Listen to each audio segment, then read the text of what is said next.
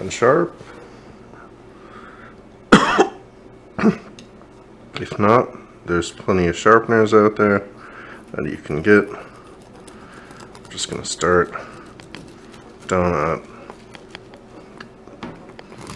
the bottom and go up towards the top. Take all those guts inside of that incision, throw them into the trash.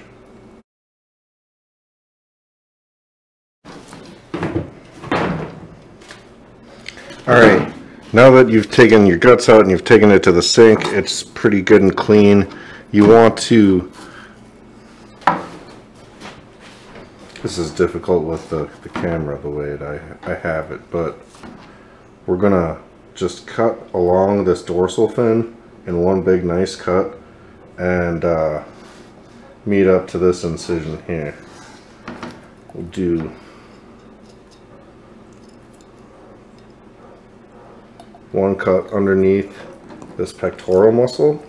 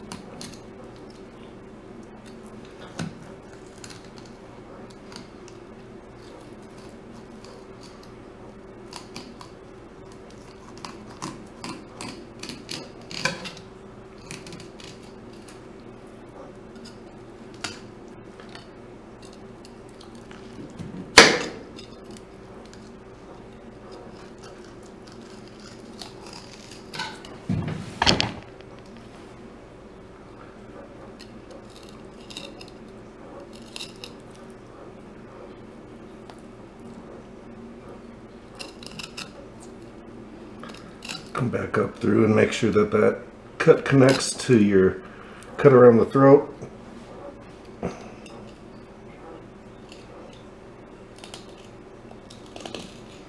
There are some Y bones in here. You're probably going to cut through them like I just did. Don't sweat it. We'll get those out in a minute. Just going to follow the rib cage down and around.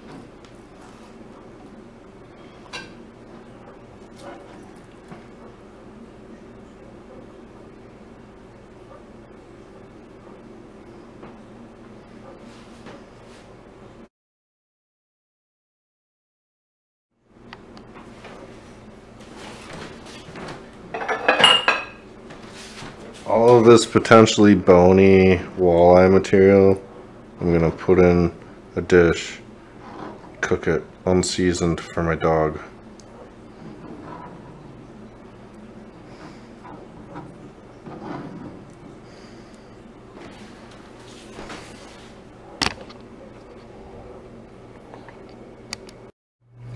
It's debatable about which breading style is best.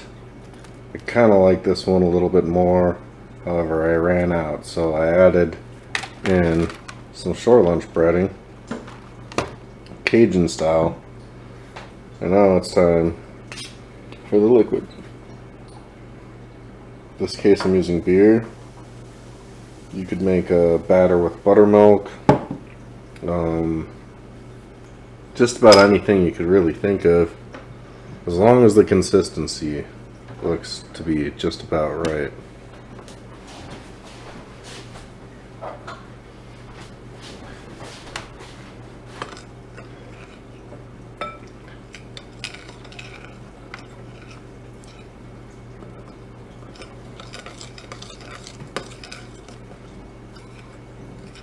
Just mixing everything in and incorporating all that dry flour before calibrating and deciding what we are going to do about this batter.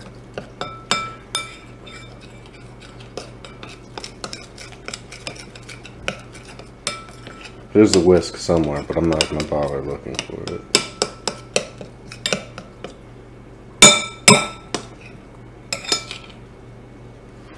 Now, if you can draw a line in the batter, it should run through the line at a certain pace. This is really thick. We're going to add some more beer.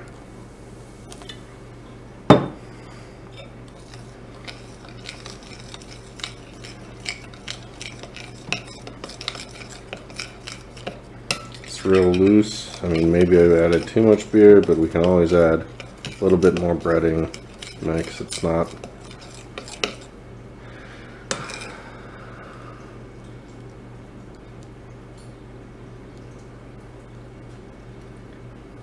that looks like we could add just a tad bit more beer, honestly. I mean, it's not super runny. It's almost in that awesome sweet spot where it's not going to run right off of our fish when we... I might have done a little bit too much beer, or maybe I didn't mix it good enough. Either way, I'm going to add just a dash of my Shore Lunch.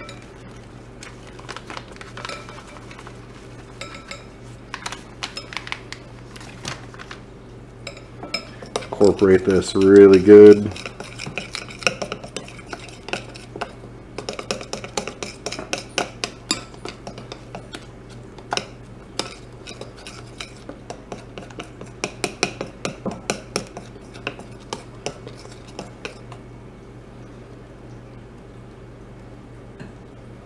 Still a little on the runny side.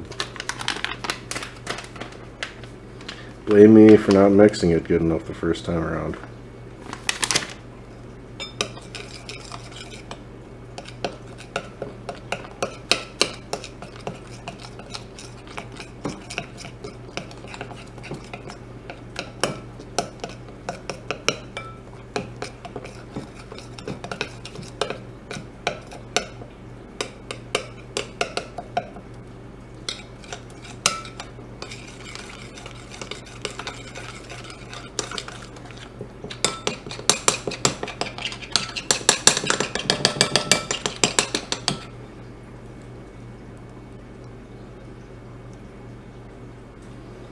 It's good.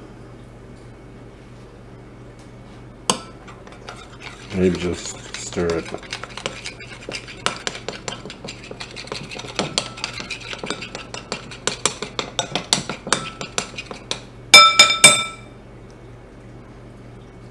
All right.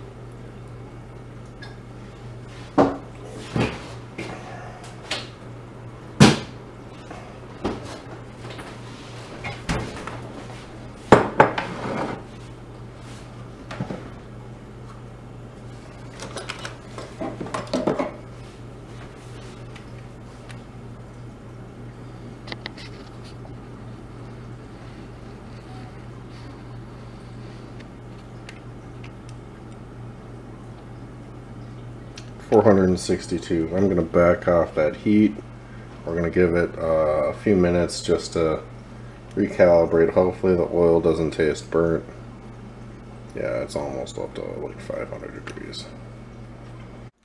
So I dropped a set of French fries in there just to cool things down, and it seems to be about 350 now.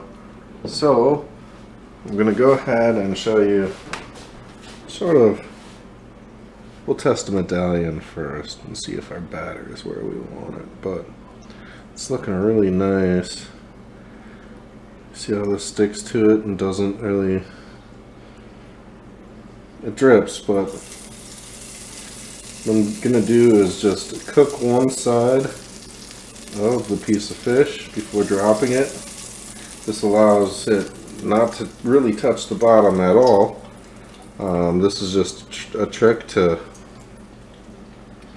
keep it from touching the bottom. I don't know if you've ever been frying fish before and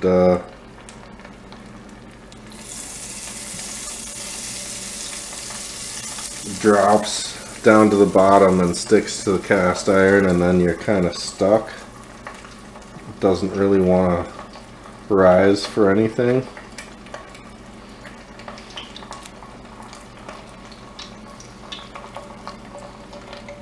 So once again, you just cook one side before dropping the entire fillet in. Doesn't have to be a huge piece of fish, but what that's going to do is that batter is going to cook and create a bunch of air bubbles and keep that thing floating at the top or on the top, so that you don't have to worry about your fish sticking to the bottom.